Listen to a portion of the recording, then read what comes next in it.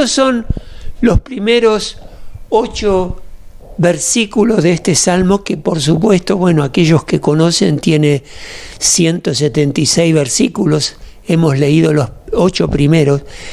Pero acá habla muy claramente el salmista acerca de ser dichosos, felices. No importa de las circunstancias que estemos pasando. Este es un llamado que Dios nos hace a poder disfrutar la vida, por supuesto, en el cielo, pero también poderla disfrutar en este tiempo en el cual estamos viviendo, que, como sabemos, es un tiempo que nos ha sorprendido con las situaciones que día a día aparecen y que tienden a desalentarlos. Yo titulé este mensaje "Sobresalí de la multitud". Y te vas a dar cuenta por qué digo esto a medida que avancemos. Y como te dije, voy a hablar de la felicidad. La felicidad, si uno busca una definición, es el estado de alegría, de agrado o de satisfacción que hace a la persona sentirse bien consigo misma y con los demás. Esta es una definición sencilla que nos ayuda a entender esto. Pero también está la interpretación cristiana, y en este caso se habla de 2 niveles o 2 estados de felicidad o de gozo. Es el que acontece en esta vida cuando la conciencia se halla tranquila, se halla satisfecha, se encuentra en paz por sus propias acciones y las actitudes de la persona al haber conocido a Cristo Jesús. Una de las cosas que me impactaron cuando le entregué mi corazón a Cristo Jesús es entrar en un estado de tranquilidad y de gozo. Si bien tenía mucho que aprender todavía, pero ya Jesucristo había tocado mi corazón, me había perdonado de mis pecados y naturalmente entré en un estado de satisfacción, de alegría por haber sido perdonado por mi Dios. Y por supuesto está después el otro estadio, la otra experiencia de nivel de felicidad, es el tener la esperanza y el gozo de estar en esa felicidad eterna cuando estemos en la misma presencia de Dios. Así que como introducción tenemos ese desafío. El educar para la felicidad es un compromiso, una necesidad y un deseo de toda educación cristiana. Yo te estoy predicando ahora para que tengas ese sentir de satisfacción y de gozo, de una conciencia tranquila, porque es lo que Dios quiere para tu vida. Y ahí está el desafío. Cada vez que uno predica, cada vez que uno habla del Señor, cada vez que te acercas al Señor a través de la Biblia, Dios lo que realmente quiere lograr es que estés contento y feliz por lo que Dios te está hablando, aunque sea un desafío para tu vida.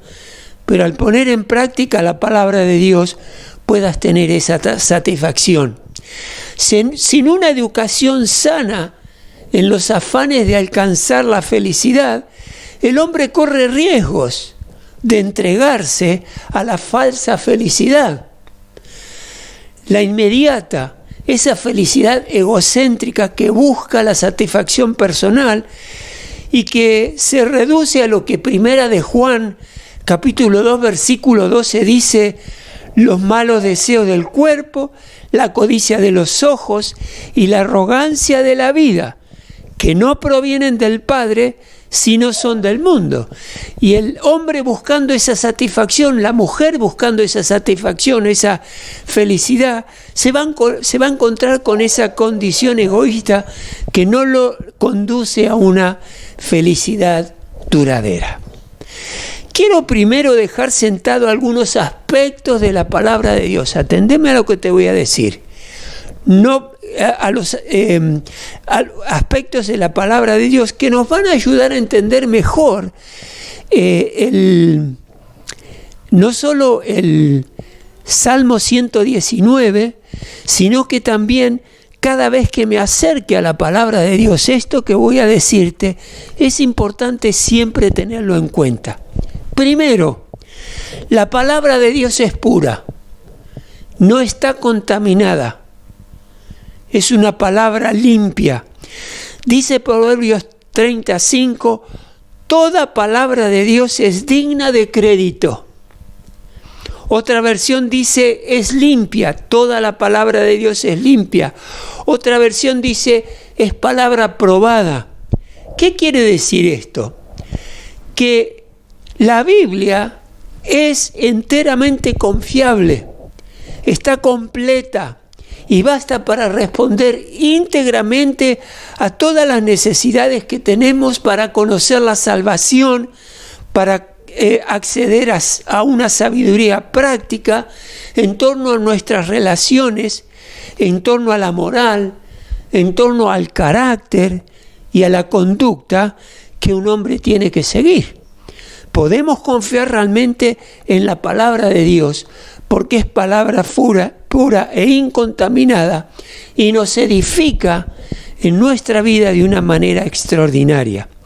La palabra recibida en la Biblia no son palabras de hombre, no lo son, sino que en verdad son palabras de Dios, la cual actúa en la vida del creyente, en la vida de aquel que le cree a Dios. Fíjense, 1 Tesalonicenses capítulo 2 versículo 13 dice, así que no dejamos de dar gracias a Dios, porque al oír ustedes la palabra de Dios que les predicamos, la aceptaron, no como palabra humana, sino como lo que realmente es, palabra de Dios, la cual actúa en ustedes los creyentes. Así que acá tenemos un versículo que avala lo que les acabo de decir. La Biblia es realmente palabra de Dios. Y qué importante es poder tener esto bien en claro cada vez que leemos la palabra de Dios, cada vez que escuchamos un mensaje. El creyente debe expresar los principios de valor que tomamos de la Biblia, la palabra de Dios. Y yo le ruego al Espíritu Santo que ahora me guíe para que todo lo que te esté explicando lo pueda hacer respetando y honrando al máximo la palabra de Dios. El Salmo 119, algunos piensan que este salmo fue escrito por un sacerdote piadoso cuyo nombre no se conoce, no está revelado en la Biblia. Otros piensan que fue David por el contenido profundo del salmo, dándole un valor práctico y sobrenatural a la palabra de Dios. Hay una declaración del salmista muy fuerte que honra a la palabra de Dios. Así que es interesante notar por qué muchos piensan, yo me incluyo, en que David fue su autor. En realidad no es tan importante en el sentido de que en definitiva es lo que Dios quiere transmitirnos de su propio corazón. Pero es importante también el tener el trasfondo, la salud espiritual de quien pudo haber escrito este salmo. Y te invito a analizar ahora 4 aspectos de la vida de David que lleva a muchos, y por ahí a vos también, a pensar de que este salmo fue escrito por él. Y analizando una perspectiva de la composición espiritual de David, vamos a tratar 4 puntos: su actitud, su apariencia, su unción y también la adoración que ponía en práctica David, adoración hacia Dios. Así que fijémonos primero en su actitud. Una característica sobresaliente de David fue su actitud de corazón hacia Dios y hacia la palabra de Dios. Esto es importantísimo lo que te estoy diciendo. Y le ruego al Espíritu Santo que despierte en tu corazón el deseo de realmente tener una actitud de tu corazón que te conduzca hacia amar a Dios y hacia amar la palabra de Dios. Y ahí vas a ser grandemente bendecido en tu vida por Dios. Cuando la palabra de Dios habla de corazón, lo que está diciendo es que es aquella parte del hombre y la mujer que fija la dirección de su vida. Así que cuando digo que David tenía una actitud de corazón hacia Dios y hacia la palabra de Dios, lo que estoy diciendo es que el corazón de David estaba fijado, estaba muy claramente dirigido y orientado hacia amar a Dios y hacia amar a su palabra. Y que esto te anime y te desafíe a tener la misma actitud que tuvo este hombre de Dios. Un versículo muy citado en la Biblia, donde Dios le habla al rey Saúl, quien se comportó neciamente al desobedecer a Dios, y lo voy a leer en la versión Reina Valera del 60, dice lo siguiente, primera de Samuel 13:14. Mas ahora tu reino no será duradero, le dice Dios a Saúl. Mas ahora tu reino no será duradero. Jehová se ha buscado un varón conforme a su corazón, al cual Jehová ha designado para que sea príncipe sobre su pueblo. Por cuanto tú no has guardado lo que Jehová te mandó. ¿Saben por qué la palabra de Dios dice que Saúl era necio? Era necio porque si bien él se equivocó y no guardó lo que Jehová le había dicho, él no hizo nada por buscar el perdón de Dios. Y eso convierte a la persona en alguien necio. Sabiendo lo que tiene que hacer, que le conviene, no lo hace. Con frecuencia decimos que David tenía un corazón conforme al corazón de Dios y que David andaba constantemente buscando el corazón de Dios, buscando ardientemente estar en pos de Dios y demás, pero realmente lo que este versículo nos está diciendo, realmente lo que nos está diciendo este versículo, es que Dios estaba manifestando su rechazo al rey Saúl como rey de Israel, por haberle desobedecido a Dios en su mandato. Ahora, fíjense lo que pasó, cómo fue levantado Saúl como rey. Saúl fue elegido democráticamente, lo eligió el pueblo. Le insistieron tanto a Dios que le pedían un rey y que querían un rey, y aunque Dios les advirtió de los riesgos que habría de levantar en ese momento a un rey, riesgo que los iba a afectar negativamente, insistieron de todas maneras. Y Dios les concedió ese rey. Dios tenía planes de darle un rey al pueblo de Israel, pero en este momento, ¿qué pasaba? Levantar un rey estaba fuera del calendario de Dios, y el hombre que Dios quería levantar no era Saúl, sino que era otro hombre que estuviera de acuerdo al corazón de Dios. Como Saúl no guardó lo que Dios le había ordenado, ¿qué hizo Dios? Lo rechazó. Claro, no había sido Saúl de la entera elección del corazón de Dios. David en realidad era el objeto de la búsqueda de Dios. ¿Por qué? Porque Dios veía en él algo diferente. Ahora que el fracaso de Saúl era evidente, Dios manifiesta que sus planes y su calendario divino eran de un hombre conforme al corazón de Dios. Ese hombre iba a reinar en Israel. Ahora, fijémoslo, ¿por qué podemos decir esto acerca de el corazón de David? Cuando Salomón iba a empezar a reinar en Israel, porque David ya era viejo, escuchemos el testimonio que Dios le dio a Salomón acerca de su padre David. Dios, hablando acerca de David, el padre de Salomón, dijo en Primera de Reyes 9:4, le dice: en cuanto a ti, si me sigues con integridad y rectitud de corazón, como lo hizo tu padre David, y me obedeces en todo lo que yo te ordene, y cumples mis decretos y leyes, yo afirmaré para siempre tu trono en el reino de Israel, como le prometí a tu padre David, cuando le dije: nunca te faltará una descendencia en el trono de Israel.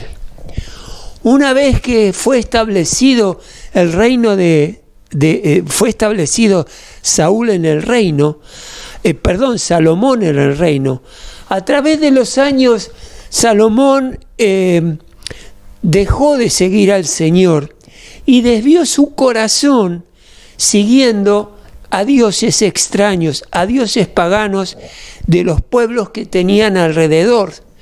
Salomón tuvo problemas serios, pero el que más se destaca, o podríamos decir el más grave, fue el hecho de que él se relacionó con 1000 mujeres, entre esposas y concubinas, y estas mujeres eran de diferentes nacionalidades que llevaron y empujaron a Salomón a adorar a dioses de esas mujeres.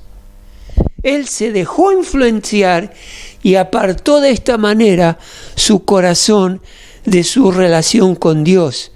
Dios lo reprendió por esto, porque le había advertido Dios y había usado como ejemplo al papá de Salomón, pero aún así se perdió entre dioses que nada tenían que ver con el corazón de Dios, con lo que Dios quería. Ahora, acá tenemos que hacer un paréntesis. Si bien Salomón se condujo incorrectamente delante de Dios, dándole lugar a su corazón a adorar a otros dioses, cosa que Dios no aprueba, Dios detesta, David también cometió sus pecados.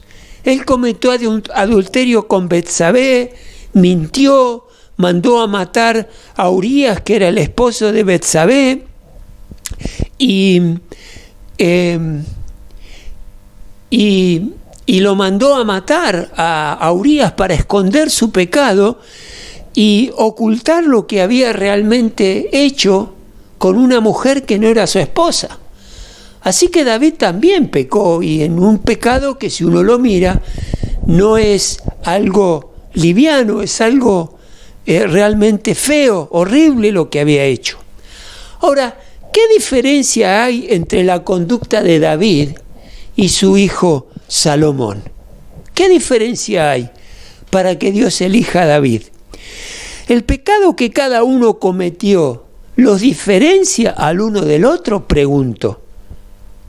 Definitivamente que no, porque todos somos pecadores y delante de Dios no hay pecado grande ni hay pecado pequeño. Todo pecado nos deja delante de Dios fuera, sea cual fuere la gravedad de ese pecado. El pecado es el gran dominador común de todo hombre y de toda mujer. El pecado es parte de nuestra naturaleza pecaminosa. Por eso es importante, por ejemplo, ahora que estamos hablando acerca de Dios, para que esa naturaleza pecaminosa no tome posesión de nosotros y empezamos a alejarnos de Dios, como tantos hombres y mujeres a través de la historia lo han hecho.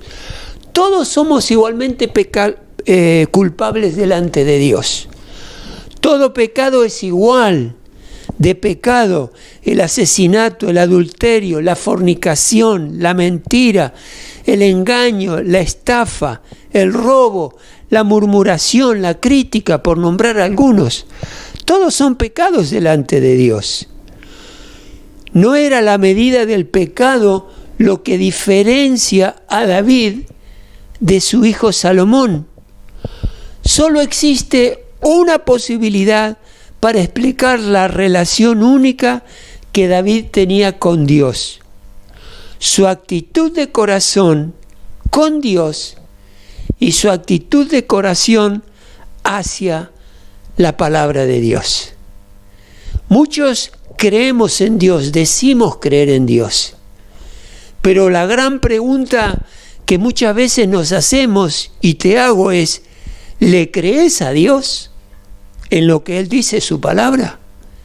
Bueno, David era uno de los hombres que sí realmente creía y amaba a la palabra de Dios.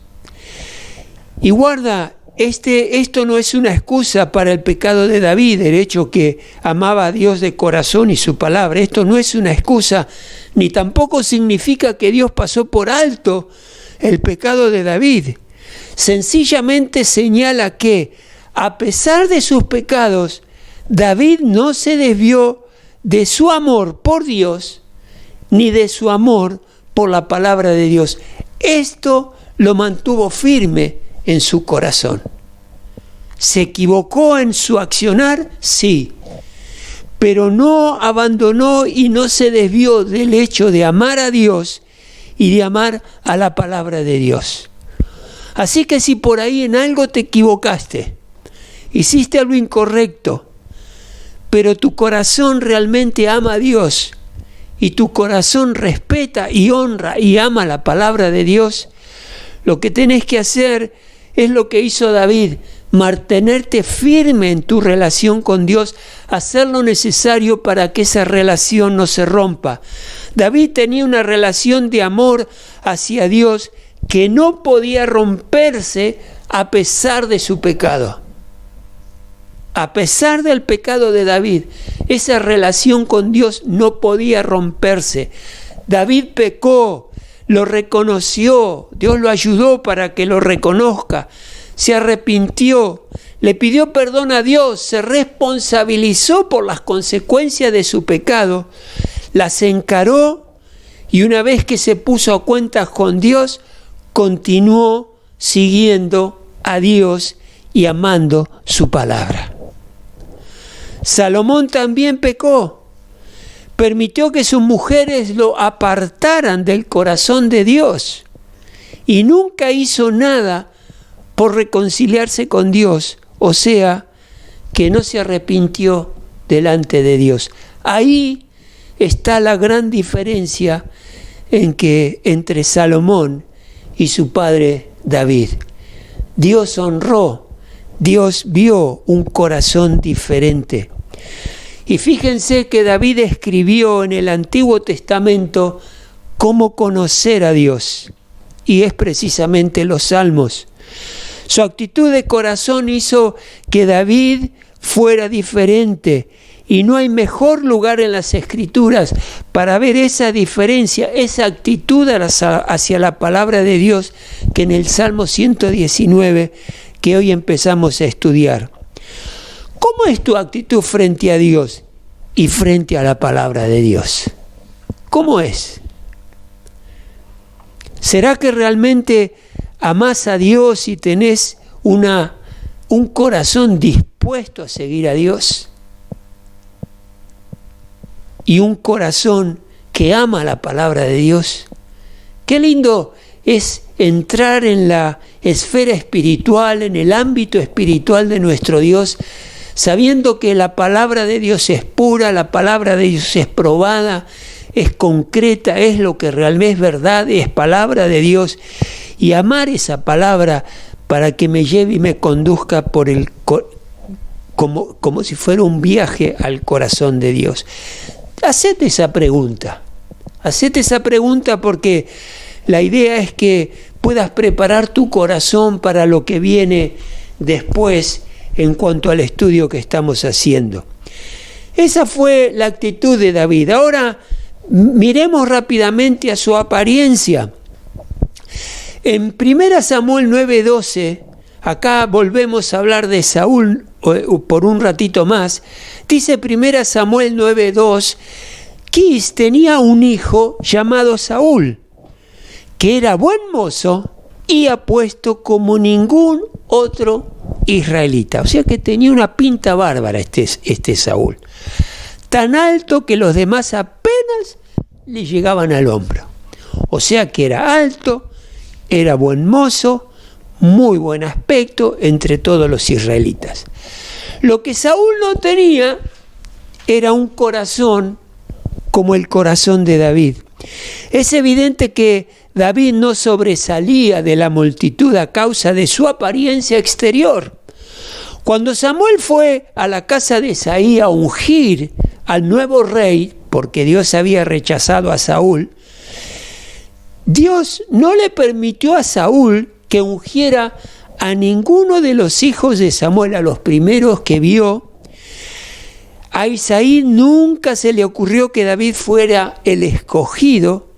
David estaba en el campo cuidando su rebaño. Hasta su propio padre pasó por alto que David podía ser un candidato para ser rey.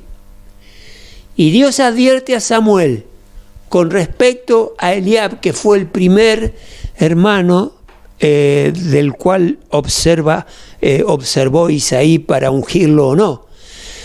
Dios lo advierte y le dice en 1 Samuel 16:7, pero el Señor le dijo a Samuel: no te dejes impresionar por su apariencia ni por su estatura. Hablando de Eliab, era uno de los hijos de Isaí. Pues yo lo he rechazado.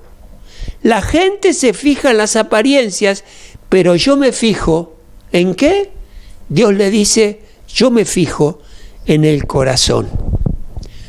Parece que todos los hijos de Isaí eran más elegantes o más atractivos o impresionaban más ante los ojos humanos, inclusive ante los ojos del profeta Samuel, para levantarlo como rey. Pero Dios estaba buscando algo más profundo. ¿Cómo está tu corazón delante de Dios? Porque Él te puede estar buscando para alguna tarea, para alguna asignación, y no, por supuesto, va a estar buscando tu condición física, tu condición económica, tu condición intelectual, no. Dios va a estar mirando tu corazón para asignarte lo que Él quiere que hagas. Algunas personas causan mucho revuelo por su apariencia física o por su vestimenta o por su trayectoria. Mientras estaba haciendo este estudio me acordaba cuando Armando Maradona vino acá a Gimnasia Esgrima para dirigir al equipo. Hubo un revuelo extraordinario en La Plata, sobre todo para aquellos que son triperos, para aquellos que son de gimnasia. La persona que había aparecido generó un revuelo enorme por su trayectoria como deportista, como futbolero. Y algunos generan ese revuelo, como les decía, por su trayectoria, la apariencia física o como están vestidos. Sin embargo, hay muy pocas personas que pueden causar ese revuelo por su poder en su ser interior.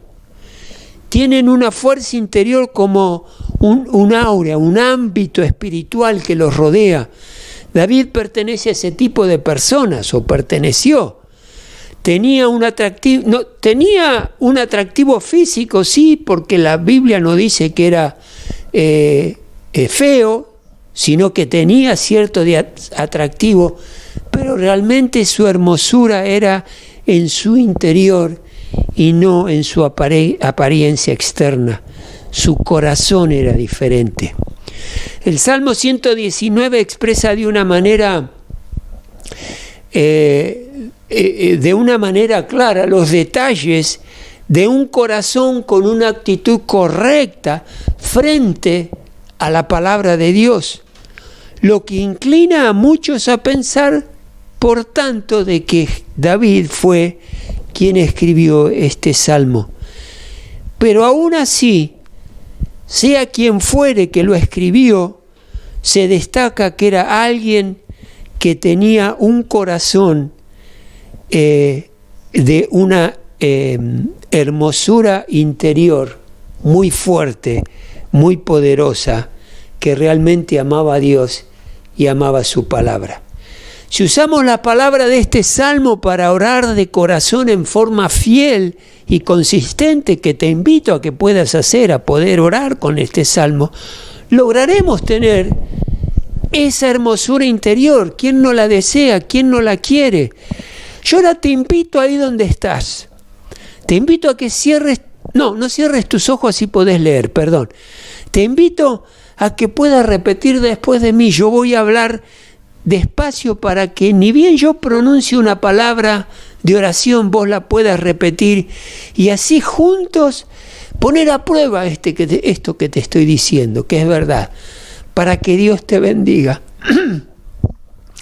Repetí después de mí a medida que yo te voy invitando a orar a Dios. Decile: Dios mío, tu persona y la Biblia, tu palabra, son y serán la única autoridad en mi vida de ahora en adelante. Decirlo en voz alta, en voz audible, que los cielos lo escuchen, que Satanás también lo escuchen y que sepan que no tiene nada que hacer contigo porque le perteneces al Señor. Nuevamente: Dios mío, tu persona y la Biblia, tu palabra, son y serán la única autoridad en mi vida de ahora en adelante. Oremos utilizando el Salmo 119, 18. Ábreme los ojos para que contemple las maravillas de tu ley. Yo te busco con todo el corazón. No dejes que me desvíe de tus mandamientos. Inclina mi corazón hacia tus estatutos y no hacia las ganancias desmedidas. Aparta mi vista de cosas vanas, dame vida conforme a tu palabra. Miren qué oraciones tan hermosas acerca de dejar que Dios vaya tratando mi ser interior y poder ser de acuerdo al corazón de Dios. Qué importante que es esto. Por eso espero que lo hayas repetido, y si no, después podés volver a escuchar el audio y repetir estas oraciones que están registradas en el Salmo 119. Son oraciones que el salmista le hacía a Dios con respecto a su palabra. Dios, dame un corazón sensible a tu palabra y ruego que así sea. La unción, lo que preparó a David para el poder. Dios confirmó al que había sido elegido rey ante Samuel por la hermosura de su corazón, del ser interior de David. Dice Primera de Samuel 16:13, Samuel, utilizando el poder y la autoridad que Dios le había impartido. En Primera Samuel 16:13 dice: Samuel tomó el cuerno de aceite y ungió al joven en presencia de sus hermanos. Entonces el Espíritu del Señor vino con poder sobre David y desde ese día estuvo con él.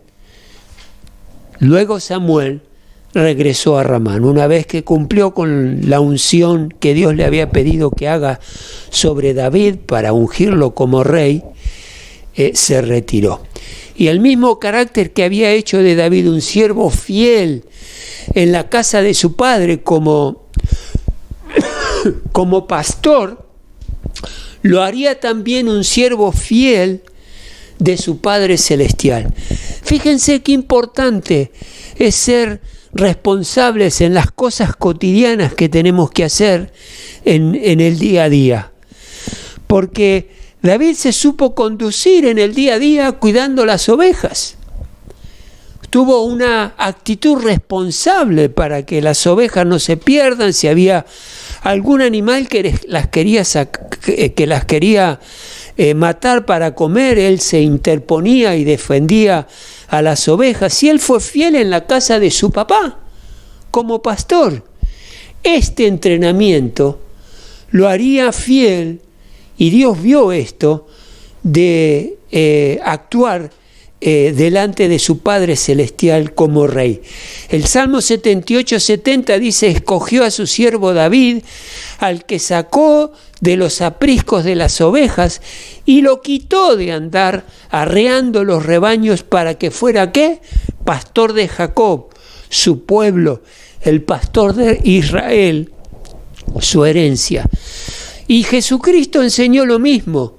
Si leemos en Lucas 16:10, dice: el que es honrado en lo poco, también lo será en lo mucho. Y el que no es íntegro en lo poco, tampoco lo será en lo mucho. Por eso, si ustedes no han sido honrados en el uso de las riquezas mundanas, ¿quién les confiará las verdaderas? Así que fíjense que ya es importante poder ser responsable tanto en los asuntos materiales como en los espirituales, y esto va a depender de la actitud del corazón que tengamos. Dos cualidades que le permitieron a David ser un receptor responsable de la unción de Dios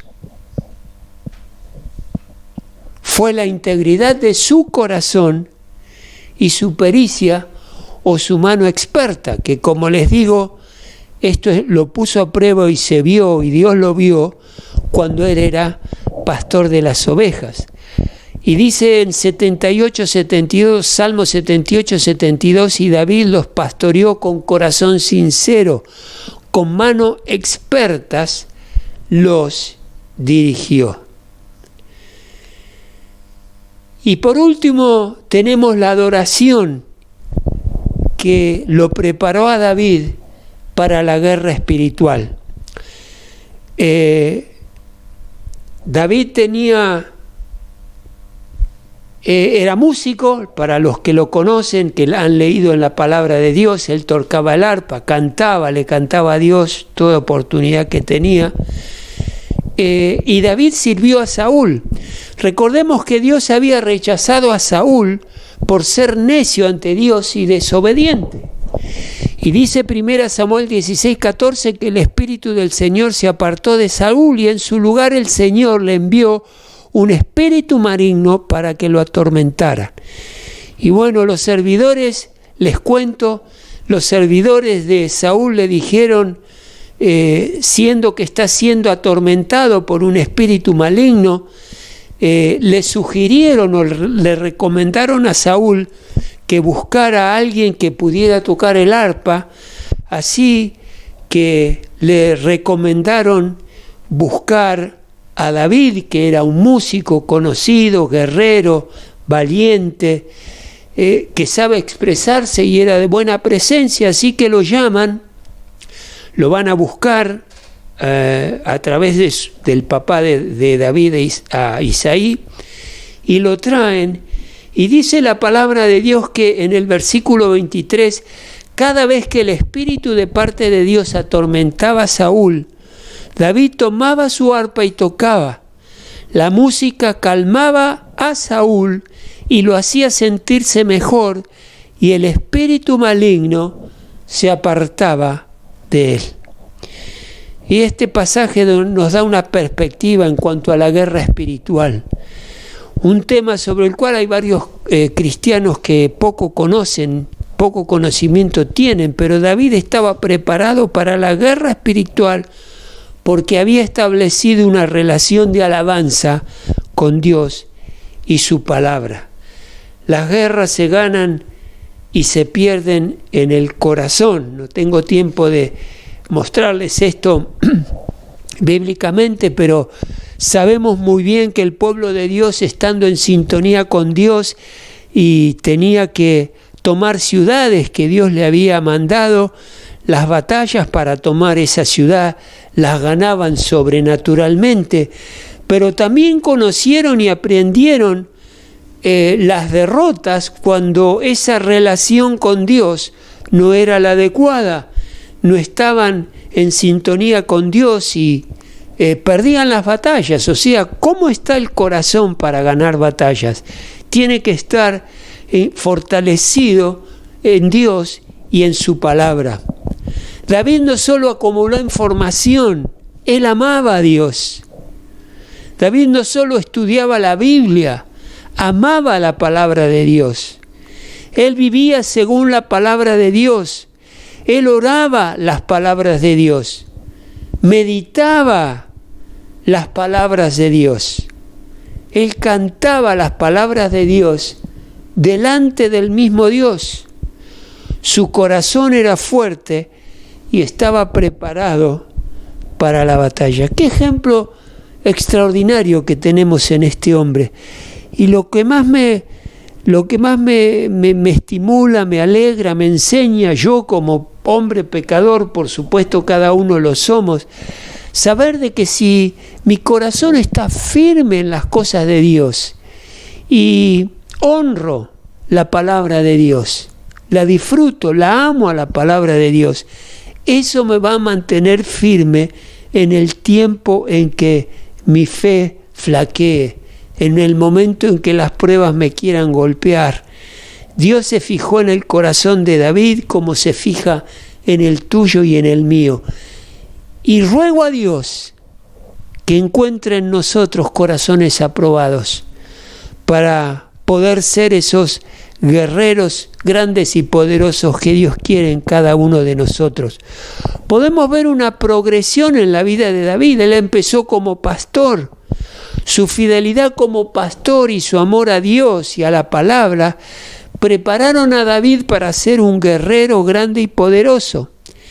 Este poderoso guerrero con un corazón conforme al corazón de Dios lo preparó para ser elegido por Dios como rey a Israel. Ahora, Dios le eligió a David para cumplir una función, cumplir una tarea. ¿Cuál fue la tarea que Dios le dio? Reinar sobre Israel. Es un trabajo que Dios le dio para que haga. Y de la misma manera Dios te quiere asignar tareas distintas seguramente a la de Israel o no. Por ahí llegás a ser presidente de la República Argentina o de tu país, no sé. Pero qué importante es que Dios vea en vos un corazón aprobado para que pueda asignarte tareas que Dios ya tiene preparadas para vos. Muchas veces decimos nosotros que Dios tiene un propósito y un plan preparado para vos. Y es precisamente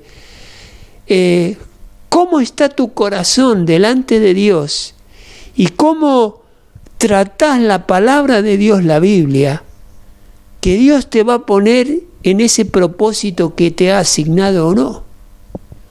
Por eso yo le ruego a Dios que tu corazón y mi corazón estén limpios y ese corazón tenga la actitud correcta de amar a Dios y amar a su palabra. Eso lo llevó a David a escribir los salmos que él escribió. Sabemos que no escribió todos los salmos que vemos en la Biblia, David, pero muchos los escribió. Y el Salmo 119, como les decía, nos lleva a conocer el corazón de Dios y vemos cómo este varón amaba la Biblia, la palabra de Dios que tenía en ese momento. A medida que vos crezcas en el conocimiento de Dios y su palabra, tu persona interior será fortalecida. Y yo ruego a Dios que realmente tengas tomes esta decisión y pagues el precio de amar a Dios y amar a su palabra. Como creyentes estamos en posición de poder por estar en Cristo. El rendir el corazón a Cristo te pone en posición para ser ungido con el poder del Espíritu Santo que mora en vos y en mí. Así que te quiero animar a que te pongas como meta desarrollar un corazón recto delante de Dios, amándolo a Él y siendo honesto de corazón frente a Dios y frente a su palabra, así podrás cumplir los planes y las tareas que Dios te asigne para la honra y la gloria de su nombre. En el camino te podrás llegar a equivocar, pero eso no va a hacer que te apartes del amor de Dios y del amor hacia su palabra. Cerrá tus ojos donde estás. Quiero ahora orar y darle gracias a Dios por esta enseñanza que nos deja a través de un hombre que supo entenderlo a Dios, supo interpretar el corazón de Dios y supo valorar y honrar la palabra de Dios. Padre, cerrá tus ojos donde estás, levanta las manos al cielo si así lo deseas, para mostrarle a Dios que todo tu ser, espíritu, alma y cuerpo anhelan más de Él. Padre y Dios mío, en el nombre de Jesús, ayúdanos y guíanos para que realmente podamos tener los ojos abiertos y el corazón dispuesto para disfrutar tu palabra, la Biblia, para disfrutar tus mandamientos, tus preceptos, tus leyes, tus ordenanzas, porque sabemos que esto va a moldear nuestro corazón, transformar nuestro ser interior, de tal manera, Padre Celestial, que cuando mires a nuestro corazón, te des cuenta y entiendas de que es un corazón que está en condiciones de que nos asignes tareas, porque las vamos a poder cumplir con honradez, con integridad, para la honra y la gloria de tu nombre. Bendícenos en esta hora, Padre Celestial. Ungínos ahora con el poderoso Espíritu Santo de Dios. Llena a cada uno de los que me están escuchando y me escucharán con el poder del Espíritu Santo. Y ayúdanos, Padre Celestial, a estar firmemente tomados de tu mano, para que cuando llegue el tiempo difícil, Padre, eso no quebrante nuestra relación contigo, no nos aparte de ti, sino que la prueba nos arrime, nos lleve más a tu presencia y nos puedas estar llenando más de tu Espíritu Santo. Señor, ayúdanos y guíanos para que cada momento en que nos acercamos a tu palabra, Dios, tengamos bien en claro que esa palabra es pura, es verdad, es perfecta, ha sido probada y ha sido hallada justa y verdadera.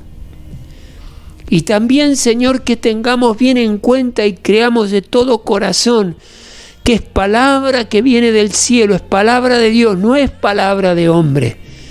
Sí, los hombres la escribieron, pero fueron íntimamente guiados e inspirados por el Espíritu Santo para escribir lo que estaba en tu corazón. Padre, entregamos nuestro ser, espíritu y alma y cuerpo a ti. Nos rendimos delante de tu presencia. Nos humillamos delante de tu preciosa grandeza, Padre, para que lo espiritual esté por encima de lo que nuestro cuerpo caído desea. Y queremos amarte y honrarte de todo corazón, Padre. Te entregamos todo nuestro ser. Alimenta nuestro ser interior con tu palabra y tus preceptos, para que seamos hombres y mujeres de bien, para la honra de nuestro Dios y para que podamos ser testigos de las grandes, maravillosas cosas que Dios hizo en nuestro favor. Gracias, Padre, por esta palabra. Te la damos en el precioso y santo nombre de Cristo Jesús. Amén y amén. Gloria a Dios, hermanos. Qué momento tan lindo y tan maravilloso que estamos pasando en la presencia de nuestro Dios. Ahora vamos a apartar unos minutos para celebrar la cena del Señor. Hermosa asignatura, hermosa tarea que tenemos hoy para para realizar, porque ahí estamos testificando de las maravillas de nuestro Dios, lo grande que Él ha sido con cada uno de nosotros. Y le damos gracias a Él porque se entregó en esa cruz por amor a vos y por amor a mí. Yo te invito a que busques en 1 Corintios capítulo 11, a partir del versículo 23, vamos a leer la institución de la Cena del Señor, lo que Cristo Jesús le dijo a sus discípulos en el momento de celebrar la cena, la última cena antes que Jesucristo fuera a la cruz. Luego Dios se le reveló al apóstol Pablo y él lo escribe, esta revelación que tiene de parte de Jesucristo lo escribe en 1 Corintios 11, donde una vez más la palabra nos habla acerca de esta cena tan solemne, tan hermosa, de tanta gratitud en nuestro corazón. Dice 1 Corintios 11, 23, porque yo recibí del Señor lo que también os he enseñado, que el Señor Jesús, la noche que fue entregado, tomó pan, y habiendo dado gracias, lo partió y dijo: tomad, comed, esto es mi cuerpo que por vosotros es partido. Haced esto en memoria de mí. Asimismo tomó también la copa después de haber cenado, diciendo: esta copa es el nuevo pacto en mi sangre. Haced esto todas las veces que la bebiereis en memoria de mí. Así pues, todas las veces que comiereis este pan y bebiereis esta copa, la muerte del Señor anunciáis hasta que Él venga. Y esta cena la tenemos que tomar estando a cuentas con nuestro Dios, no teniendo nada que nos separe o nos aleje de Él.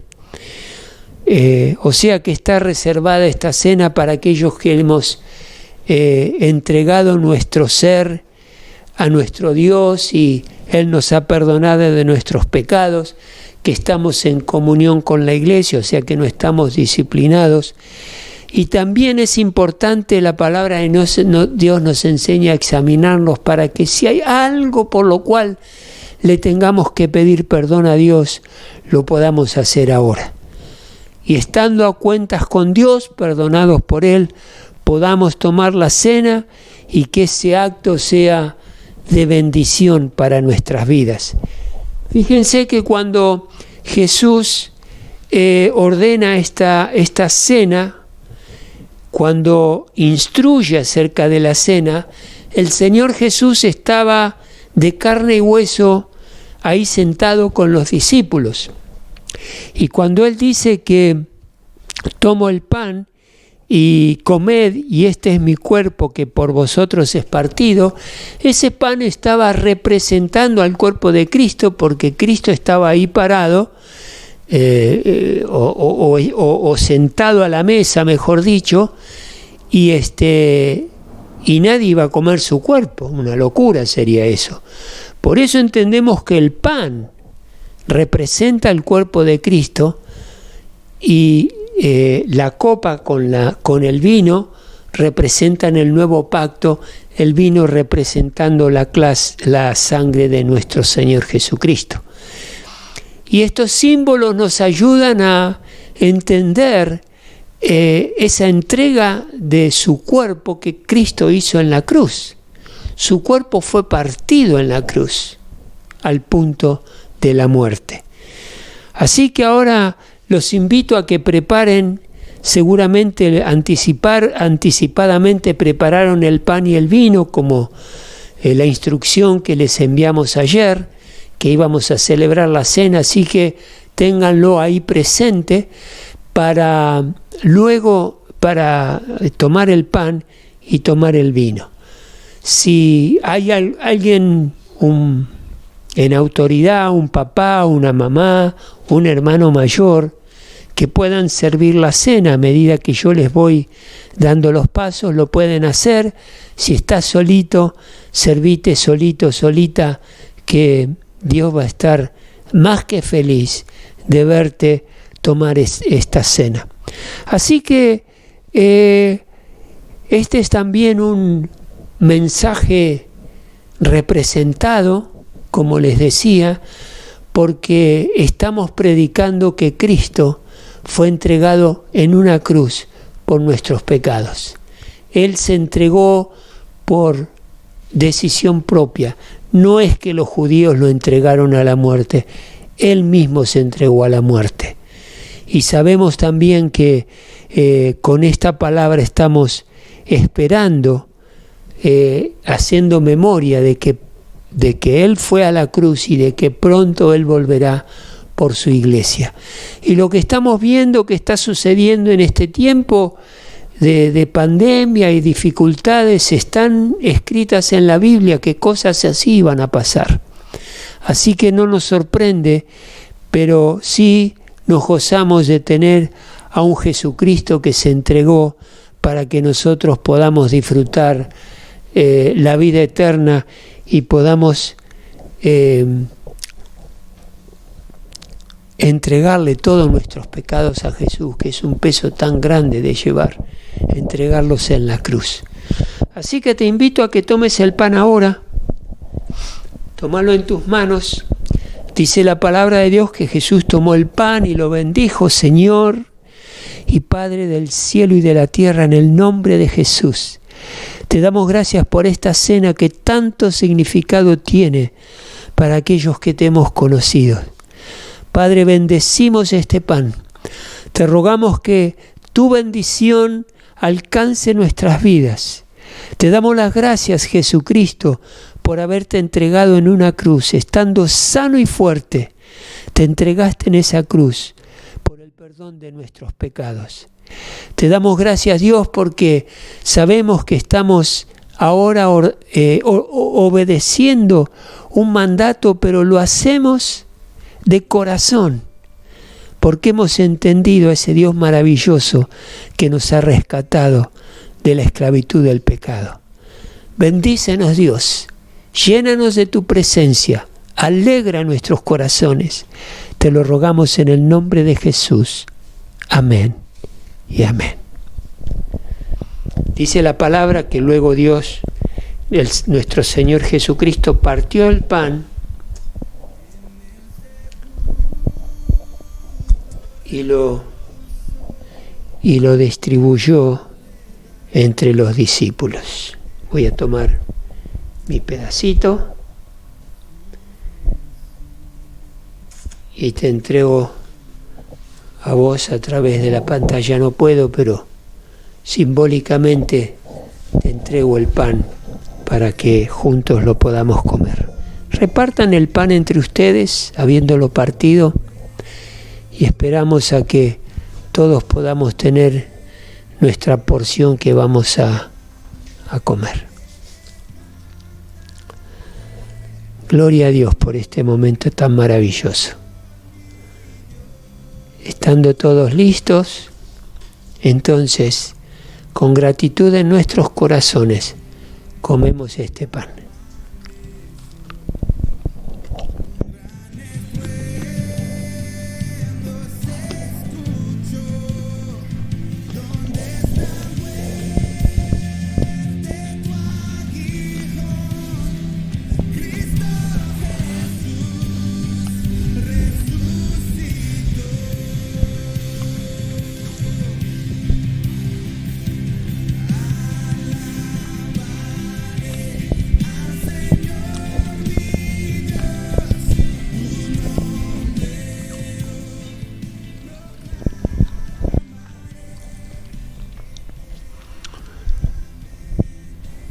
Y Jesús, luego de comer el pan, tomó la copa y la bendijo.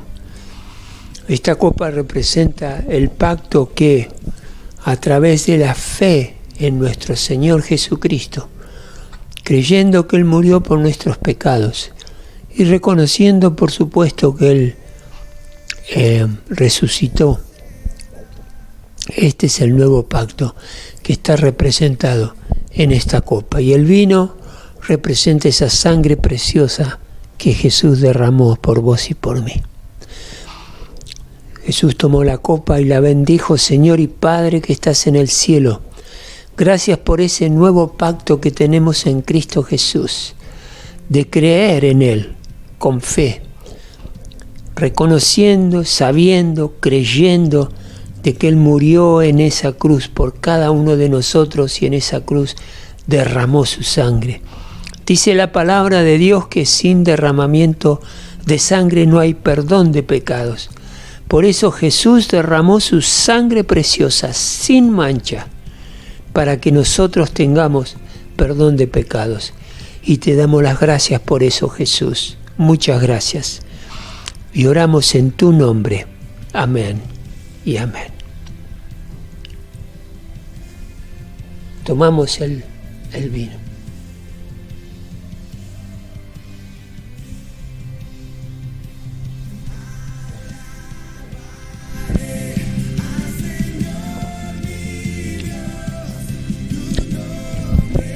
Y ahora cada uno de ustedes tomen el vino. Yo simbólicamente te acerco la copa de vino para que unidos la podamos estar tomando. Hermanos, gloria a Dios. Estoy feliz de poder estar juntos como iglesia de esta manera y le agradecemos al Señor. Y bueno, tenemos la esperanza de, no sé, pronto, en semanas, en meses, les vamos a estar, por supuesto, anunciando podernos nuevamente reunir en el salón ahí en 58, 10 y 11 para celebrar la reunión presencialmente. Mientras tanto, estamos agradecidos al Señor por todos los recursos tecnológicos que nos ha dado para no dejar de reunirnos. Que Dios te bendiga, que disfrutes este domingo que está soleado, está hermoso, y que estés feliz en compañía de tu familia. Hasta pronto.